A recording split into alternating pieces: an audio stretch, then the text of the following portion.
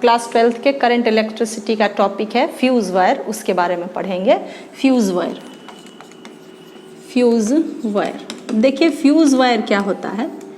ये एक fuse wire है जिसका रेजिस्टेंस R है। इसे एक इलेक्ट्रिकल अप्लायंसेस के साथ हम लोग सीरीज़ में जोड़ते हैं। ये एक पावर सोर्स है जिसका रेजिस्टेंस स्मॉल r है। अब फ्यूज़ वायर का ये सर्किट अरेंजमेंट है। अब हम लोग फ्यूज़ वायर का कंपोजिशन क्या होता है, फ्यूज़ वायर को सीरीज़ में क्यों जोड़ते हैं, इसका पर्पस क्या है, इस सारे को हम लोग पॉइंट वाइज पढ़ेंगे। तो सबसे पहले फ्यूज़ वायर क्या है। Fuse wire is a metallic wire. Fuse wire is a metallic wire. Fuse wire एक मेटालिक वायर है। अब इसका कंपोजिशन क्या है, इसमें Pb 75% एंड Sn 25%। Pb आप जानते हैं Pb लेड के लिए है और Sn टिन के लिए है। अब क्या खासियत होती है इसकी मेटालिक वायर की, इसी कंपोजिशन को हम लोग क्यों यूज़ करते हैं। ये कंपोजिशन जो है इस मेटालिक वायर को मेल्टिंग पॉइंट लो कर देता है। मेल्टिंग पॉइंट वेरी लो, यही खासियत होती है मेटालिक वायर जो फ्यूज़ वायर की तरह यूज़ होता है। इसको यूज़ क्यों करते हैं, to protect electrical appliances from damage. अब इसे सीरीज़ में ही क्यों जोड़ते हैं, हमने सीरीज़ कॉम्बिनेशन में पढ़ा है कि अगर सीरीज़ कॉम्बिनेशन में एक भी बल्ब फ्यूज़ कर जाता है, एक भी रेजिस्टेंस काम नहीं करता है, तो उसके आगे के सारे अप्लायंसेस वर्क नहीं करते। तो जब पावर ट्रांसमिशन, जब किसी सोर्स से हमारे घर में या किसी इलेक्ट्रिकल अप्लायंसेस में बिजली पहुंचती है तो सबसे पहले उसमें फ्यूज़ लगा रहता है। फ्यूज़ का रेजिस्टेंस R होता है और इसका मेल्टिंग पॉइंट बहुत कम होता है। मेल्टिंग पॉइंट कम होने की वजह से अगर वो करंट कैपेसिटी से अधिक हो तो ये वायर मेल्ट कर जाता है और करंट आगे तक अप्लायंसेस तक नहीं पहुंच पाता है। अब टर्म करंट कैपेसिटी क्या है, टॉपिक है हमारा करंट कैपेसिटी। आपने बहुत सारे इलेक्ट्रिकल अप्लायंसेस देखे होंगे, उस पर लिखा मिलेगा आपको 220 वोल्ट, समटाइम्स 5 एम्पियर आपको मिल सकता है या नहीं भी मिल सकता है। आपको ये लिखा हुआ है 220 volt 5 ampere. Indian house hold supply system जो है वो 220 वोल्ट 5 एम्पियर है। जितने भी अप्लायंसेस इंडियन वर्क के लिए डिज़ाइन होते हैं वो 220 वोल्ट वोल्टेज पर और 5 एम्पियर करंट पर काम करते हैं। जो 5 एम्पियर करंट है यही इसकी करंट कैपेसिटी है। अब करंट कैपेसिटी से फ्यूज़ वायर कैसे रिलेटेड है, फ्यूज़ वायर का लेंथ करंट कैपेसिटी पर डिपेंड नहीं करता है या फ्यूज़ वायर के लेंथ पर करंट कैपेसिटी वायर की डिपेंड नहीं करती है। तो I is directly proportional to R to the power 3/2। Fuse wire की करंट कैपेसिटी, फ्यूज़ वायर की करंट कैपेसिटी वायर के रेडियस, ये देखिए वायर है, ये इसका लेंथ है और यहाँ जो आएगा ये इसका एरिया ऑफ क्रॉस सेक्शन है। Area of cross section πr² के बराबर होता है और जो r होता है वो रेडियस होता है। तो फ्यूज़ वायर की जो करंट कैपेसिटी है वो उसके रेडियस पर डिपेंड करती है। जब भी हम फ्यूज़ वायर लेते हैं तो उसका लेंथ बहुत ज़्यादा इफेक्टिव नहीं होता है। लेंथ ज़्यादा हो छोटा हो कोई विशेष फ़र्क नहीं पड़ेगा, लेकिन जो उसका रेडियस है या उसका जो वायर का थिकनेस है वो बहुत ज़्यादा मोटा नहीं होना चाहिए। अगर थिकनेस ज़्यादा होगा तो करंट कैपेसिटी भी ज़्यादा हो जाएगी और करंट कैपेसिटी अगर 5 एम्पियर से ज़्यादा हो जाएगी तो 5 एम्पियर का करंट फ्यूज़ वायर से होते हुए आसानी से इलेक्ट्रिकल अप्लायंसेस में चला जाएगा और उसके जलने की या उसके ख़राब होने के चांसेस बहुत अधिक बढ़ जाएंगे। नेक्स्ट चीज़ time factor. Time factor also depends upon the radius. अब ये टाइम फैक्टर क्या है, ड्यूरिंग ट्रांसमिशन जब पावर का ट्रांसमिशन होता है तो रेडिएशन लॉस होता है। Some power is are loss in the form of radiation.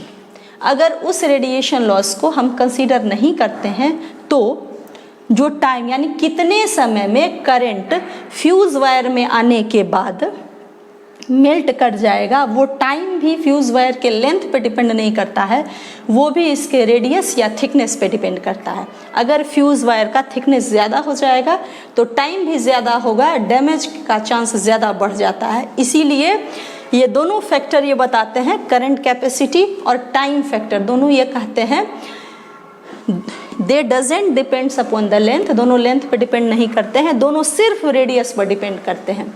इसीलिए फ्यूज़ वायर का रेडियस बहुत ज़्यादा मोटा नहीं होना चाहिए, इतना ही उसका रेडियस होना चाहिए ताकि उसकी करंट कैपेसिटी जो है वो 5 एम्पियर से एक्सीड नहीं करे।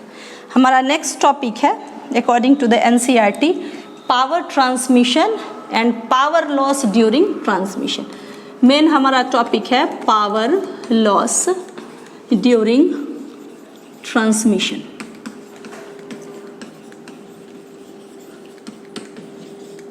ठीक, देखिए अभी थोड़ी देर पहले आपसे चर्चा की गई थी कि इंडिया में जो ट्रांसमिशन सिस्टम है वो 220 वोल्ट 5 एम्पियर, हमारे घरों तक बिजली इतनी ही, इस वोल्टेज और इस एम्पियर की बिजली हमारे घरों तक पहुंचती है। लेकिन इतने हाई करंट पर बिजली भेजना संभव नहीं है। इसलिए संभव नहीं है कि during power transmission energy is lost in the form of heat. हमने आपको हीटिंग इफेक्ट ऑफ करंट में पढ़ाया है कि जब किसी वायर से या रेजिस्टेंस से करंट फ्लो होता है तो एनर्जी लॉस होती है इन द फॉर्म ऑफ हीट, और दैट लॉस एनर्जी पीसी से हम लोग रिप्रेजेंट करते हैं पावर लॉस ड्यूरिंग ट्रांसमिशन। अगर पीसी से हम लोग पावर लॉस को रिप्रेजेंट करते हैं तो पीसी इज इक्वल टू हो जाएगा I स्क्वायर आर। आर जो है वो वायर का रेजिस्टेंस है। हम लोग जानते हैं रेजिस्टेंस किसी भी फैक्टर पर डिपेंड नहीं करता है, रेजिस्टेंस सिर्फ वायर के मटेरियल पे डिपेंड करता है। Then PC is equal to I square R. तो करंट का वैल्यू जितना ज़्यादा होगा पावर लॉस उतना ज़्यादा होगा। हमें जब पावर हम लोग ट्रांसमिट करते हैं तो thousands of kilometre power transmission करना पड़ता है। यदि ड्यूरिंग दैट ट्रांसमिशन हम लोग इतने हाई एम्पियर के करंट को ट्रांसमिट करेंगे तो पावर लॉस बहुत ही ज़्यादा होगा, जो कन्वेंशनल नहीं है हमारे लिए लॉस है, वो तब संभव ही नहीं होगा।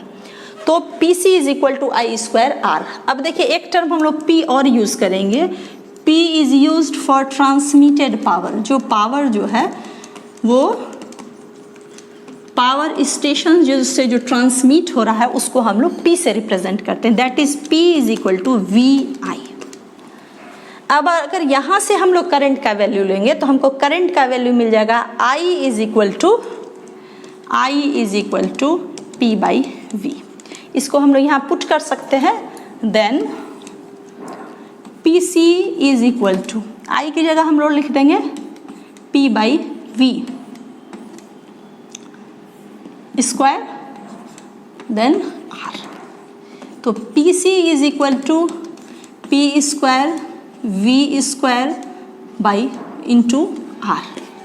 PC is the power loss, P is the transmitted power, V is the voltage, R is the resistance. जितने पावर को हमको ट्रांसमिट करना है उसमें हम लोग कोई चेंज नहीं कर सकते। जितनी रिक्वायरमेंट होगा पावर स्टेशन से उतने पावर को ट्रांसमिट करना ही होगा। रेजिस्टेंस ऑफ द वायर के रेजिस्टेंस को हम लोग भी चेंज नहीं कर सकते हैं। एक फैक्टर है वोल्टेज, तो यहाँ से हमको रिलेशन निकलता है PC proportional 1 by V square, that is power loss is inversely proportional to the voltage. तो वोल्टेज का वैल्यू जितना कम होगा पावर लॉस उतना ही ज़्यादा होगा, या इन अदर वेज वोल्टेज जितना ज़्यादा होगा पावर लॉस उतना ही कम होगा।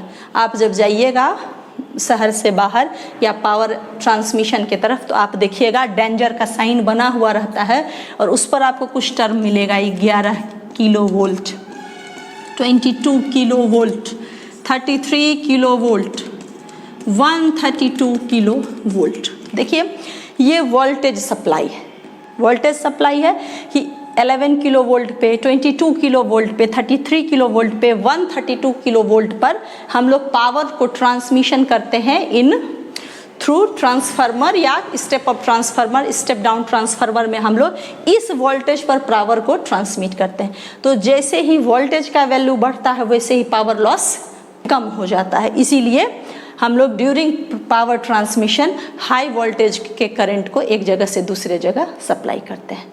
नेक्स्ट हम लोग, हमारा आगे एनसीईआरटी का टॉपिक है combination of resistance. Combination of resistance. Resistance, combination of resistance में दो तरह के कॉम्बिनेशन होते हैं, एक होता है series combination and the second is parallel combination. Parallel combination, ठीक, हमारे पास दो कॉम्बिनेशन है कॉम्बिनेशन ऑफ रेजिस्टेंस का, सीरीज कॉम्बिनेशन, पैरेलल कॉम्बिनेशन, ठीक। इससे पहले मेरा वीडियो आप देख सकते हैं combination of capacitors. Combination of capacitors में भी दो तरह के कॉम्बिनेशन होते हैं, series combination, parallel combination. Combination of capacitors से मिलता जुलता ही कॉम्बिनेशन ऑफ रेजिस्टेंस है, अगर आप उसको देख लेते हैं तो ये पढ़ने में आपको सहूलियत हुई। थैंक्स।